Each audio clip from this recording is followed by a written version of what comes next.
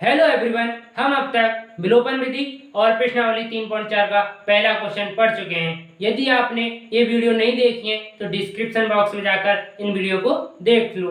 अब हम इस क्लास में देखेंगे प्रश्नावली 3.4 का सेकंड क्वेश्चन। देखते हैं सेकंड क्वेश्चन का फर्स्ट भाग। यदि हम अंश में एक जोड़ दें तथा हर में से एक घटा दें तो भिन्न एक में बदल जाती है। यदि हर में एक जोड़ दें तो यह 1/2 हो जाती है। वह भिन्न क्या है? तो यहाँ से हमें सबसे पहले जानना होगा भिन्न क्या होती है। भिन्न किसी संपूर्ण चीज में कोई संपूर्ण चीज है, ये इसका भाग दर्शाती है। जैसे इसके 4 भाग कर दूं और इस भाग को खंड को दर्शाऊं मैं, इसे कैसे दर्शाएंगे? तो इसे दर्शाएंगे 1/4, क्योंकि एक भाग है। संपूर्ण भाग कितने हैं यहाँ पर? 4, 1 2 3 4। इस 4 में से एक भाग को ले रहा हूँ, वो ऊपर ली जाएगी और ये 4 भाग हैं इसलिए 4 नीचे। ऊपर जो आता है उसे कहते हैं हम अंश और नीचे आती है उसे हर। तो यहाँ पर दोनों की बात की गई है, अंश और हर। तो आप समझ चुके होंगे कि अंश क्या होता है और हर क्या होता है। आप यहाँ पर उदाहरण भी देख सकते हैं। अब ऊपर यहाँ से हमसे कहा गया है कि अंश में एक जोड़ दें, तो सबसे पहले हमें क्या मानना पड़ेगा? अंश मानना पड़ेगा और हर मानना पड़ेगा, क्योंकि हम दो चर वाले रैखिक समीकरणों की बात कर रहे हैं। तो यहाँ पर दो चर मानने पड़ेंगे। हल देखेंगे, सबसे पहले मानेंगे अंश को। माना भिन्न का अंश, भिन्न का अंश कितना है? x है, तथा हर y होगा। y मान लिया है, तब भिन्न क्या होगी? तब भिन्न होगी, कितनी होगी बच्चों? भिन्न होती है अंश अपॉन हर। तो यहाँ पर अंश है x, हर कितना है? y। तो भिन्न हमारी क्या होगी? x upon y। आपने यहाँ तक कर लिया तो कुछ नहीं है, यहाँ के बाद तो आप आसानी से कर सकते हो। बस कठिनाई आती थी तो यहाँ तक आती थी, और अब भिन्न आप छोटी क्लासों में पढ़ चुके हो अच्छी तरीका से। अब देखेंगे हम प्रश्नानुसार। प्रश्नानुसार जैसा जैसा प्रश्न कहता जाएगा वैसा वैसा हम करते जाएंगे, हमें कुछ नहीं करना है। जैसे हम यहाँ पर बोला गया है हमसे, हम अंश में एक जोड़ दें। अंश क्या है यहाँ पर? x। x में क्या जोड़ना है? 1। तो x + 1, x में एक जोड़ दिया तथा हर में एक घटा दें। हर कितना है? y। y में एक घटाएंगे, y - 1, तो भिन्न एक में बदल जाती है। यहाँ पर भिन्न क्या है? x upon y। x upon y किस में बदल जाती है? 1 में। तो इसके बराबर कितना आएगा? 1। सिंपल। इसको करेंगे हल, बज गुणा करेंगे, क्रॉस मल्टीप्लाई। यहाँ पे लिख देता हूं क्रॉस मल्टीप्लाई। एक का गुणा x + 1 के साथ करेंगे तो x + 1 बराबर y का गुणा y - 1 का 1 के साथ गुणा करेंगे तो y - 1 ही आएगा।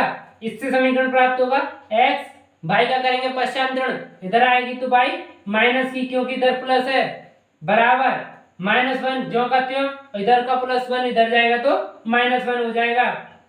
x - y = माइनस और माइनस हमेशा जोड़े जाते हैं, चिन्ह हो जाता है जो है 100, तो यहाँ पर माइनस ही आएगा, -2। इसे दे देते हैं समीकरण नंबर 1। अब समीकरण नंबर 2 के लिए हमें आगे चलना है। हमारी बात यहाँ तक खत्म हो चुकी है, अब हमें यहाँ से शुरू करनी है। तो इसमें आगे का क्या कहा गया है? आगे कहा गया है हर में एक जोड़ दें। अंश की कोई बात नहीं की गई है, अंश की बात नहीं की गई है तो अंश को जो का क्यों लिख देंगे? x लिख दिया अंश को, क्योंकि इससे हमें कोई कुछ कहा नहीं गया है। और हर में क्या करना है? एक जोड़ देना है। तो हर था हमारा y, इसमें जोड़ देना है 1 + 1। अब भिन्न क्या हो जाती है? तो यह 1/2 हो जाती है। यह कितनी हो जाती है? 1/2। इसका फिर से वही करना है, क्रॉस मल्टीप्लाई। क्रॉस मल्टीप्लाई करेंगे, x का गुणा 2 के साथ करेंगे तो 2x, बराबर में y + 1 का गुणा 1 से करेंगे तो y + 1। यहाँ से इसको समीकरण के रूप में जमाएंगे, 2x, y इधर प्लस की है, इधर आएगी तो माइनस की हो जाएगी, -y = 1। समीकरण नंबर 2 प्राप्त हो गया। समीकरण नंबर 1 और समीकरण नंबर 2 प्राप्त हो गए हमें। अब हमें विलोपन विधि से हल करने हैं, क्योंकि हम प्रश्नावली 3.4 पढ़ रहे हैं। तो विलोपन विधि से हल देखेंगे। इसको मिटा देता हूं। विलोपन विधि से हल देखना है।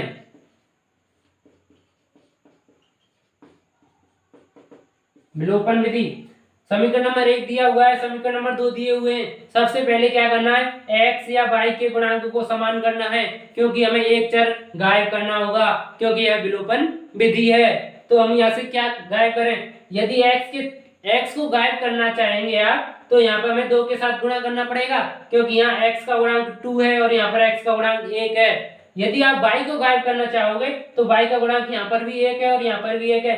किसी भी संख्या के साथ गुणा नहीं करना पड़ेगा। तो मुझे बाई को गायब करना अधिक उचित लग रहा है, तो मैं बाई को गायब करूंगा। आप भी ऐसा ही करना, जिसमें गुणा ना करना पड़े उस संख्या को, मतलब उस चर को गायब करना है आपको भी। तो यहाँ से मैं बाई को गायब करूंगा। और बाई को कब गायब कर सकते हैं हम, यहाँ पर माइनस के वाई है और यहाँ पर भी माइनस के वाई है।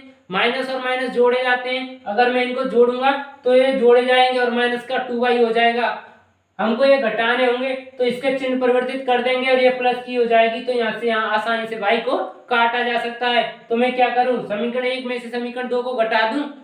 तो सबसे पहले हम क्या करेंगे, समीकरण 1 में से समीकरण 2 को घटाएंगे। को घटाने पर समीकरण 1 को लिख लेता हूं सबसे पहले, x minus y equal to 2, minus का 2 है और नीचे 2x minus y equal to 1। इनको घटाएंगे तो चिन्ह परिवर्तित करने पड़ेंगे। यहाँ पर प्लस 2x है तो माइनस 2x हो जाएगा, और यहाँ पर माइनस वाई है तो प्लस वाई हो जाएगी, और यहाँ पर प्लस का 1 है तो माइनस का 1 हो जाएगा। मेरे बच्चों ध्यान से देखो, x ऊपर प्लस का है और नीचे माइनस का 2x है, असमान चिन्ह है। असमान चिन्ह जैसा कि आपको पता ही है घटाए जाते हैं, तो घटाएंगे तो x आएगा, 2 में से एक x गए तो x, चिन्ह कौन सा आएगा मेरे प्यारे बच्चों, माइनस का, क्योंकि माइनस की संख्या बड़ी है। ये आपस में कट जाएंगे, प्लस माइनस, ऊपर माइनस का y है और नीचे प्लस का y है, आपस में कैंसिल आउट। इसके बाद ऊपर माइनस का 2 और नीचे माइनस का 1, समान चिन्ह जोड़े जाएंगे और माइनस का 3 आएगा और x की वैल्यू आएगी, माइनस से माइनस कट जाएगी और x की वैल्यू आएगी 3। इसके बाद हम x का मान मूल समीकरण में रखते थे। मूल समीकरण कौन से हैं यहाँ पर, 1 और सेकंड, दोनों ही मूल समीकरण है, क्योंकि दोनों ही हमारे लिए सवाल में दिए हुए हैं। तो किसी भी समीकरण में x का मान 3 रख लेते हैं, माना 1 में रख लेता हूं मैं। समीकरण 1 में x बराबर 3 रखने पर,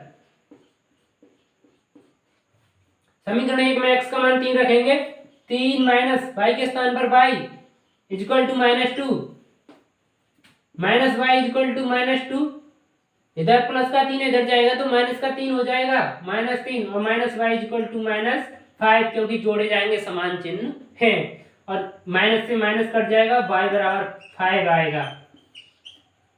x का मान 3 आ गया, y का मान 5 आ गया, और हमें x क्या था यहाँ पर अंश और हर था y का मान आया है 5, तो हम कह सकते हैं हर तो 5 है और अंश है 3, तो भिन्न क्या होगी, तो यहाँ से लिख देते हैं अंश x बराबर कितना है 3, तथा हर y बराबर कितना 5, तो भिन्न क्या होगी, तो भिन्न होगी, क्या होगी मेरे बच्चों, तो भिन्न होगी 3/5, क्योंकि भिन्न अंश बट्टे हर होती है। आपका पहला क्वेश्चन कंप्लीट होता है। यदि आपको वीडियो पसंद आ रहा हो तो वीडियो को लाइक कर दें तथा चैनल को सब्सक्राइब कर दें। अब चलते हैं क्वेश्चन नंबर 2 की तरफ। क्वेश्चन नंबर 2, 5 वर्ष पूर्व नूरी की आयु सोनू की आयु की 3 गुनी थी। 10 वर्ष पश्चात नूरी की आयु सोनू की आयु की 2 गुनी हो जाएगी। नूरी और सोनू की आयु कितनी है, तो कितनी है तो वर्तमान में पूछी गई है, तो इसकी हमें वर्तमान आयु ज्ञात करनी है। नूरी और सोनू की वर्तमान आयु ज्ञात करनी है। तो सबसे पहले क्या मानेंगे हम, इनकी वर्तमान आयु मान लेंगे। माना नूरी की वर्तमान आयु क्या x वर्ष तथा सोनू की वर्तमान आयु बराबर 22 वर्ष। हमने मान लिया है क्योंकि हमसे जो पूछा जाता है हम उसे सबसे पहले मान लेते हैं और इसके बाद देखेंगे प्रश्न में चल क्या रहा है। तो सबसे पहले लिखेंगे प्रश्नानुसार, क्योंकि प्रश्न के अनुसार करने वाले हैं, जो कुछ भी करने वाले हैं जो प्रश्न के अनुसार ही करेंगे, हम अपनी तरफ से कुछ नहीं जोड़ेंगे। 5 वर्ष पूर्व, यानी कि आज कोई बंदा x वर्ष का है तो वह 5 साल पहले कितना होगा x - 5। कैसे पता चला? जैसे मान लो आप इस समय 15 वर्ष के हो, आप 5 साल पहले कितने थे? 10 वर्ष के थे। यदि कोई आपका भाई है वह कितने वर्ष का है इसी टाइम पे? 20 वर्ष का। 5 साल पहले कितनी वर्ष का होगा वह? 15 वर्ष का। कैसे पता चला? आपने घटाया और आपको निकल गया कि 20 में से 5 घटाएंगे 15 आ गया, तो वह 15 वर्ष का था। तो यहाँ पर सेम उसी प्रकार से x में से 5 घटा दिया है।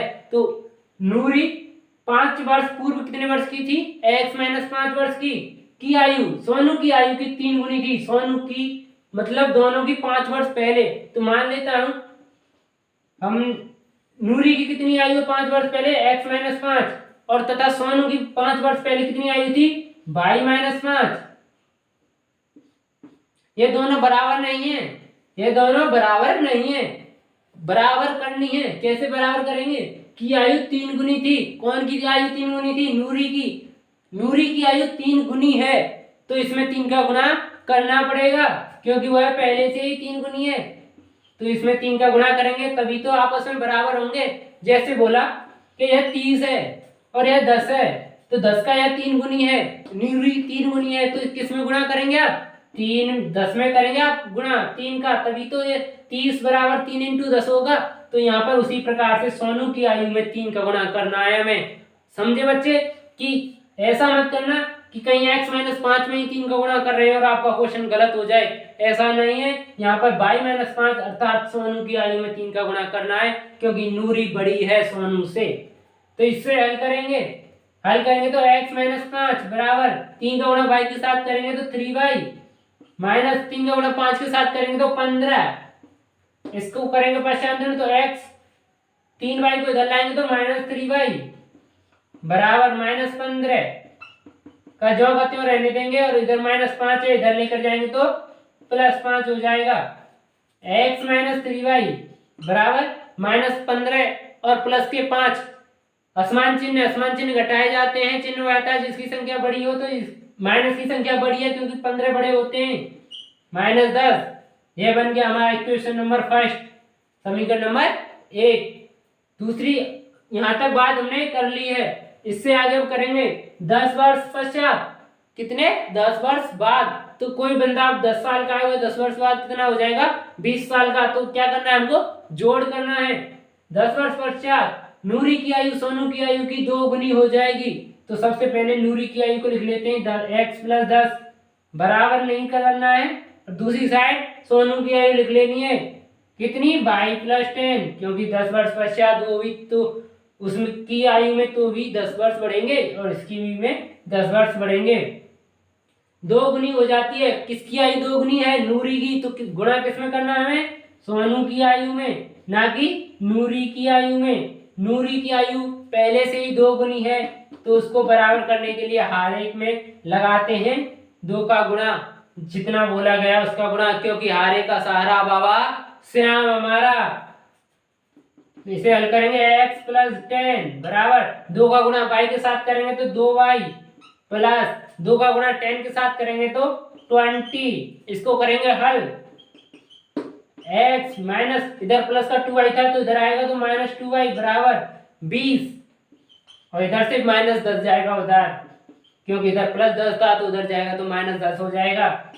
और x - 2y = 10, इसे देंगे इक्वेशन नंबर 2। हमें दो समीकरण प्राप्त हो गए हैं, पहला समीकरण और सेकंड समीकरण। इसमें से हमें क्या विलोप करना है? किसका? यह आप बताएंगे। यहाँ पर x का गुणांक 1 है और यहाँ पर भी x का गुणांक 1 है, तो किसे विलोप करें? x को विलोप कर लेते हैं। सही बताया। तो विलोपन विधि से हल करना है, लिख देता हूं। विलोपन विधि से हल कर रहे हैं हम विलोपन विधि। तो समीकरण 1 में से समीकरण 2 को घटा देते हैं सीधे सीधे, क्योंकि हमारा यहाँ पर पहला स्टेप पहले से ही कंप्लीट हो रहा है। यहाँ पर भी x का गुणांक 1 है और यहाँ पर भी x का गुणांक 1 है, तो हमें पहले स्टेप पहले से ही कंप्लीट दिया हुआ है। हम सीधे चलते हैं सेकंड स्टेप की तरफ। सेकंड स्टेप में कहा गया है कि इन दोनों समीकरणों को घटाते हुए जोड़ते हैं, तो हम इसे यहाँ पर घटाएंगे या जोड़ेंगे? घटाएंगे, क्योंकि यहाँ प्लस का x है, यहाँ पर भी प्लस का x है। यदि हम जोड़ेंगे तो 2x हो जाएगा। x का विलोप तो हुआ ही नहीं, हमें तो x का विलोप करना है, तो x का विलोप करने के लिए हमें क्या करना पड़ेगा? घटाने पड़ेंगे। समीकरण नंबर 1 में से समीकरण नंबर 2, तो लिख देता हूं समीकरण फर्स्ट में से समीकरण 2 को घटाने पर पहले फर्स्ट समीकरण को लिख लेता हूं x - 3y = -10, x - 2y = 10। इनको घटाएंगे तो चिन्ह परिवर्तित होंगे, माइनस, इधर प्लस और इधर माइनस, क्योंकि इधर प्लस था तो माइनस हो गया, माइनस था तो प्लस हो गया, और उधर प्लस था तो माइनस हो गया। आसानी से घटा देंगे आप। -3y में से +2y गए तो माइनस का y, असमान चिन्ह घटाए जाते हैं, और -10 और -10 -20 जोड़ दिए जाएंगे समान चिन्ह, और y का मान आएगा 20, क्योंकि माइनस के साथ माइनस कैंसिल आउट हो जाएगा। हमें y का मान प्राप्त हो गया। अब y के मान को समीकरण नंबर 1 में रख देंगे, सीधा सीधा सा। समीकरण नंबर 1 में y बराबर 20 रखने पर पुट इन फर्स्ट, तो यहाँ पर y का मान 20 रखना है, तो x जो लगाते हो -3 इंटू y के स्थान पर 20 रख दिया है, बराबर -10।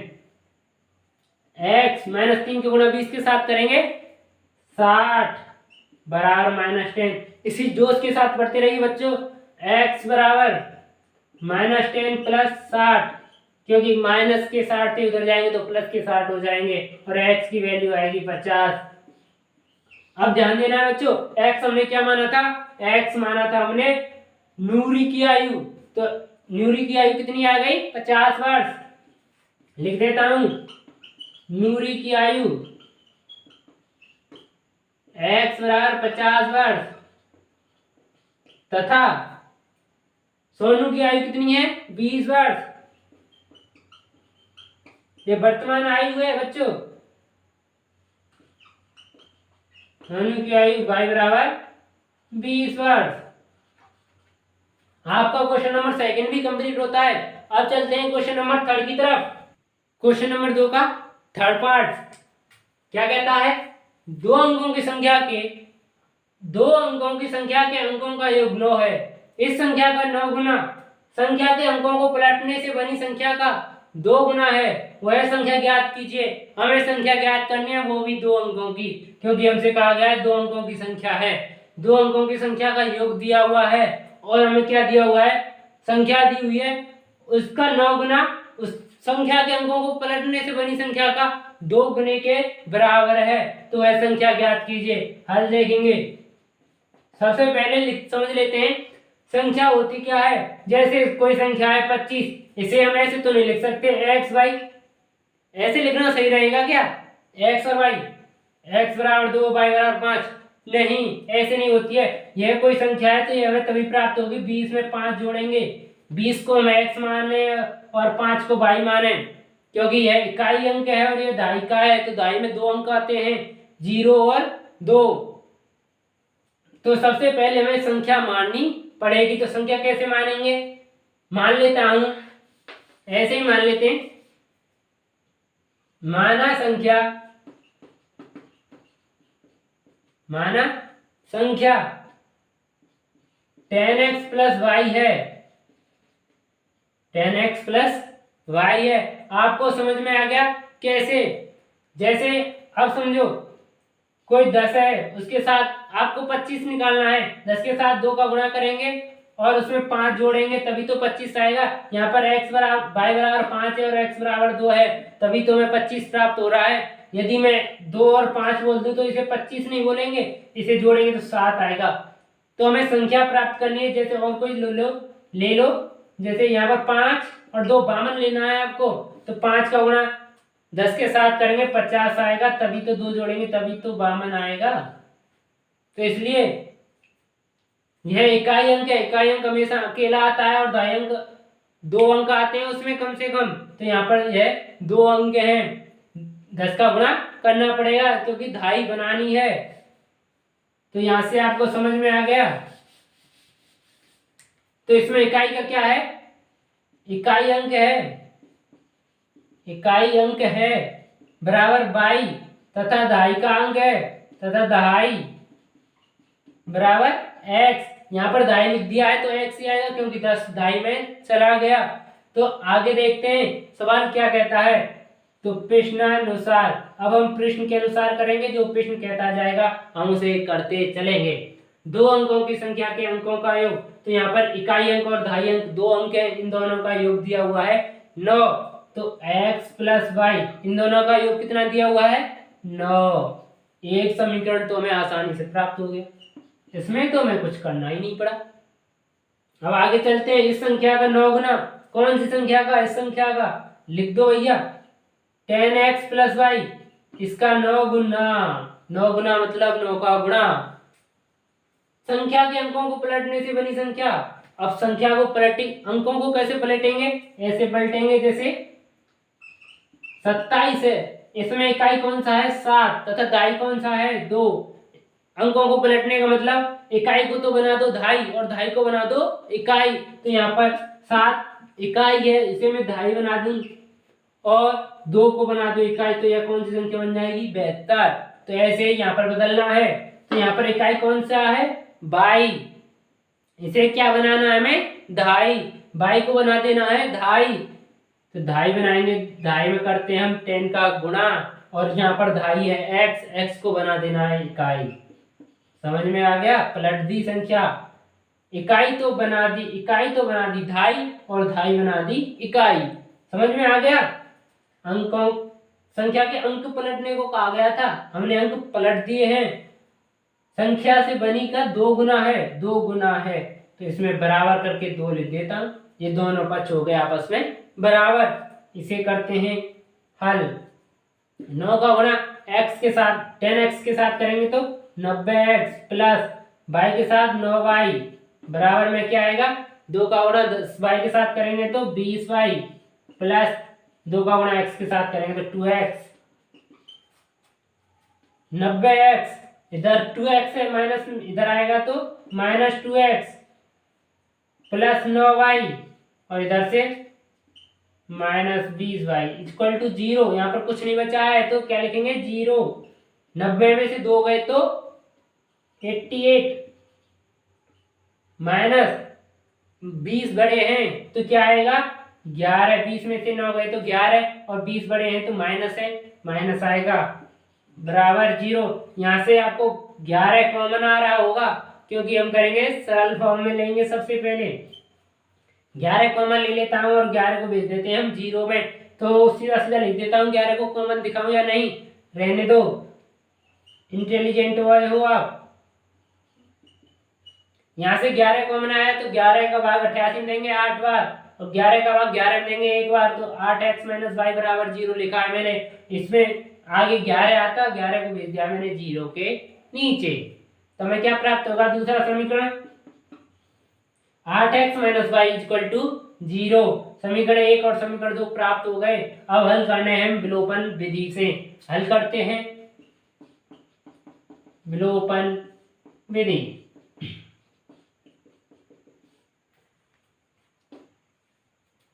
यहां से देखो y का गुणांक समान नजर आ रहा है, x का तो नहीं आ रहा है क्योंकि यहाँ पर x गुणांक 1 है और यहाँ नीचे x का गुणांक 8 है। लेकिन y का गुणांक यहाँ पर भी 1 है और y का गुणांक यहाँ पर भी 1 है। तो क्या करेंगे हम y को गायब करेंगे, y का करेंगे विलोप। तो करते हैं विलोप। ये तो जोड़ने से काम चल रहा है शायद, क्योंकि यहाँ प्लस का y और यहाँ पर माइनस का y है। असमान चिन्ह आपस में कट जाएंगे। जोड़ देता हूँ, लिखेंगे भैया सबसे पहले समीकरण फर्स्ट में, समीकरण सेकंड को जोड़ने पर जोड़ेंगे भैया x प्लस वाई बराबर 9 और नीचे 8x माइनस वाई बराबर 0। जोड़ते हैं तो चिन्ह परिवर्तित नहीं होते हैं, सीधे सीधे जोड़ दो। x में 8x गए जुड़ गए तो 9x 9x, ये तो आपस में कट ही जाएंगे बराबर 9 में 0 जोड़ेंगे तो 9 ही आएगा। x बराबर 1 आएगा। कैसे आएगा? 9 में 9 का भाग देंगे और यहाँ से x बराबर 1 प्राप्त हो जाएगा, क्योंकि 9 का भाग 9 में 1 बार जाता है। x का मान हम समीकरण नंबर 1 में रख देंगे। समीकरण 1 में x बराबर 1 रखने पर देखो कितने सिंपल सवाल है। आप एक बार समझ गए तो आसानी से कर पाओगे, कोई टेंशन वाली बात नहीं। छोटे छोटे सवाल है, आप आसानी से कर पाओगे। समीकरण नंबर 1 में रख देना है मान x का 1, यहाँ पर रखेंगे 1 प्लस y के स्थान पर y रहेगा बराबर 9 और y बराबर 9 माइनस 1। एक का करेंगे पश्चांतरण, y बराबर 9 में से 1 गए तो 8, y बराबर 8 और x बराबर 1 हमें प्राप्त हो गया। हमसे पूछा गया है संख्या ज्ञात करनी थी हमें, और संख्या क्या मानी थी हमने 10x प्लस वाई। तो संख्या होगी, संख्या बराबर क्या थी 10x प्लस वाई बराबर 10। x के स्थान पर x की वैल्यू रखेंगे 1 प्लस y के स्थान पर y का मान 8 बराबर 10 प्लस 8 बराबर 18। अतः वह 18 संख्या होगी, वह संख्या 18 होगी। आपका क्वेश्चन नंबर 3 भी कंप्लीट होता है। अब चलते हैं क्वेश्चन नंबर 4 की तरफ। क्वेश्चन नंबर 4 बड़ा ही इंटरेस्टिंग सवाल है। मीना 200 रुपये निकालने बैंक में गई, 200 रुपये निकालने गई थी भाई।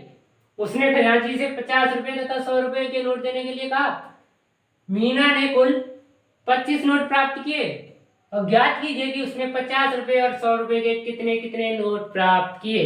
ज्ञात करना हमें कि भाई उसे 50 रुपये कितने नोट मिले तथा 100 रुपये के कितने नोट मिले, और हमें दिया हुआ है कि दोनों नोटों को मिलाकर 25 नोट मिले उसे। तो सबसे पहले क्या मानते हैं हम, जो हमें ज्ञात करना है उसे मान लेते हैं। हमें क्या ज्ञात करना है भैया, 50 रुपये के नोट ज्ञात करने हैं और 100 रुपया के नोट ज्ञात करने हैं कितने कितने। तो सबसे पहले मान लेता हूं, माना 50 रुपये के नोट, 50 रुपये के नोट x हैं, 50 रुपये के नोट कितने हैं x, तथा 100 रुपये के नोट बराबर 22 हैं, मान लिए। अब हमें पता चल गया कि 50 रुपये के नोट तो x हैं और 100 रुपये के नोट y हैं, तो इन दोनों को मिलाकर कितने नोट हैं 25। प्रश्नानुसार सबसे पहले देखेंगे कि 25 नोट हैं तो x प्लस वाई का योग दिया हुआ है हमें, इसे देंगे इक्वेशन नंबर 1। क्योंकि x 50 रुपये के नोट बाई 100 रुपये के नोट, दोनों को जोड़ देंगे तो 25 नोट उसके पास। ठीक ही तो है, मैंने क्या अलग किया है, कुछ तो नहीं। अब चलेंगे आगे। मीना 200 रुपये निकालने गई, उसे 200 रुपये मिलेंगे, 200 से ज्यादा नहीं देगा भाई। अब आप मुझसे मांगे कि 200 रुपये दो भाई, तो मैं 200 रुपये दूंगा, 300 रुपये नहीं दूंगा, क्योंकि मुझे 100 रुपये का घाटा लग जाएगा, उन्हें 200 ही मिलेंगे। उसने खजांची से 50 रुपये तथा 100 रुपये के नोट देने के लिए कहा। 50 और 100 के नोट ऐसा कॉम्बिनेशन बना के देना है कि 200 रुपये हो जाए, 200 से ज्यादा ना निकले, तो 25 नोट प्राप्त होते हैं। तथा ज्ञात कीजिए कि उसने 50 और 100 के नोट कितने प्राप्त किए। तो यहाँ पे मैं सीधा सीधा समझाता हूँ भैया। 50 रुपया के नोट है और कितने के x नोट है, क्योंकि हमने पहले बता दिया कि x नोट लिए हैं 50 के, प्लस 100 रुपये के नोट लिए हैं y बराबर 200 रुपये ही होंगे। इसे दे देते हैं इक्वेशन नंबर 2। समझाऊं कैसे, जैसे मान लो आपके पास 50 रुपये के 5 नोट हैं। कितने नोट हैं 5, तथा 100 रुपये के 2 नोट हैं। कितने नोट हैं 2, तो 2 का गुणा करेंगे आपको टोटल प्राइस आ जाएगी 50 नोट। 50 के 5 नोट हैं तो आपके पास 250 रुपये तो 50 के हो गए, और दो नोट दो 100 के हैं तो 200 नोट वो हो गए, 200 रुपये वो हो गए, तो आपके पास 450 हो गए टोटल, आपने जोड़े ही तो थे। उसी प्रकार से हमारे पास है 50 रुपए के नोट है एक्स तथा 100 रुपए के नोट है वाई, तो टोटल नोट कितने, टोटल रुपए कितने हो जाएंगे 200, 200 नहीं होगा सॉरी 2000 है, ये कितना है 2000, यहाँ पर 2000 आएगा, तभी तो कह रहा था 100 और 200 का तो एक ही नोट हो, चलो रहने दो 2000 है, इससे 50 कॉमन आ रहा है, इक्वेशन नंबर सेकंड मत दो इसे अभी, क्योंकि इसे हम करेंगे सरल, इसमें से लेंगे 50 कॉमन, 50 कॉमन लेंगे, यहाँ बचेगा x प्लस, यहाँ पर 100 में 50 का भाग देंगे तो 2 बार 2y बराबर 2000, इधर 50 गुना में इधर जाएगा तो भाग में, x प्लस 2y बराबर 2000/50, 0 से 0 कट जाएगी और 5 का भाग 200 में देंगे तो 40 बार, कैसे जाएगा बताऊं, 5 का भाग 20 में देंगे 4 बार, 1 0 की 1 0 40, इसे देंगे इक्वेशन नंबर सेकंड। यहाँ पर देखना है कि कौन से चर का गुणांक समान है, तो मुझे लगता है यहाँ पर x का गुणांक समान है, क्योंकि ऊपर भी x का गुणांक 1 है और नीचे भी x का गुणांक 1 है, इसे करेंगे विलोपन विधि से हल।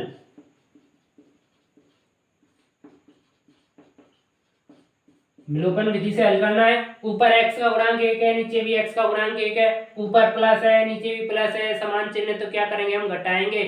यदि आप ऐसा समझ लो, यदि समान चिन्ह हो तो घटाना है, असमान चिन्ह हो तो जोड़ने हैं, इस कंडीशन में ऐसे मत बोलो कि कहीं आप ऐसे समझ जाएं कि माइनस प्लस को जोड़ने की कह रहे हैं, ये तो गलत हो जाएगा। मैं इनको समीकरणों को बात कर, समीकरणों की बात की जा रही है, यदि यहाँ प्लस है तो इन समीकरणों को घटा दो, और यहाँ पर प्लस होता है यहाँ पर माइनस होता है तो जोड़ देते, इसे करेंगे आप हल। बहुत ही आसान है, इस समीकरण में से इस समीकरण को घटा देना है और आपका आंसर प्राप्त हो जाएगा। मैं आपके लिए क्वेश्चन नंबर 5 कराता हूँ। क्वेश्चन नंबर 5 काफी लंबा है, इसे लिए आप जल्दी जल्दी से अपनी किताब को खोलकर क्वेश्चन नंबर 5 को एक बार रीड करो, जल्दी से करो, वीडियो को पॉज कर लेना क्योंकि वीडियो काफी लंबी हो जाएगी यदि मैं आपके लिए इतना टाइम रुका तो। मैं आपके लिए जल्दी से बता देता हूँ, किराए पर पुस्तक देने वाली किसी पुस्तकालय का प्रथम दिन 3 दिनों का एक नियत किराया है तथा उसके बाद प्रत्येक अतिरिक्त दिन का अलग किराया है। सरिता ने 7 दिनों तक एक पुस्तक रखने के लिए 27 रुपये अदा किए, जबकि सुशी ने एक पुस्तक 5 दिनों तक रखने के लिए 21 रुपये अदा किए। नियत किराया तथा प्रत्येक अतिरिक्त दिन का किराया ज्ञात कीजिए। हमें यहाँ पर क्या ज्ञात करना है, नियत किराया और अतिरिक्त किराया, दोनों किराए ज्ञात करने हैं। तो जैसा कि आपको पता है, यह सबसे पहले हम मानते हैं, जो ज्ञात करना है उसे मान लेते हैं। तो यहाँ पर हमें ज्ञात 2 चीज करनी है, नियत किराया और अतिरिक्त किराया। तो दोनों ज्ञात करने के लिए सबसे पहले जैसा कि आपको पता है x और y मान लेंगे, उसके बाद आगे देखते हैं क्या होगा। तो हल, माना नियत किराया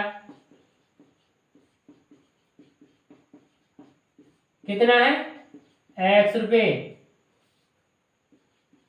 तथा अतिरिक्त किराया या अतिरिक्त दिन का किराया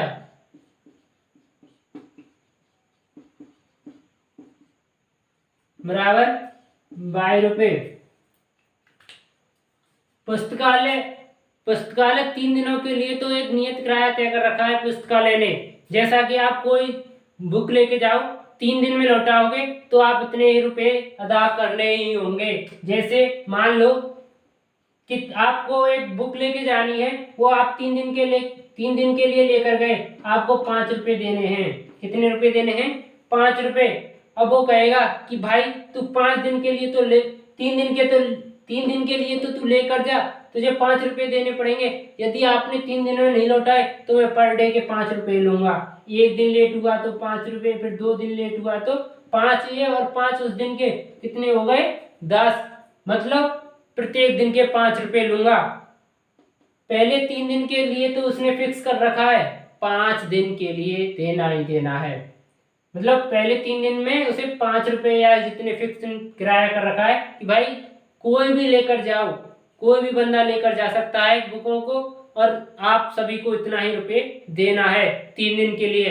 यदि 3 दिन से चौथा भी दिन आया तो मैं आपसे अतिरिक्त किराया लूंगा, वो भी एक दिन के हिसाब से।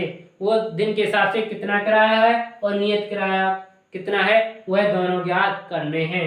तो चलते हैं क्वेश्चन में। सबसे पहले लिखेंगे प्रश्नानुसार, क्योंकि हम जो कुछ करने वाले हैं वह प्रश्न के अनुसार ही करने वाले हैं। यहाँ तक मैं बार बार पढ़ूं तो आप कंफ्यूज हो जाए क्यों पढ़ूं, यहाँ से पढ़।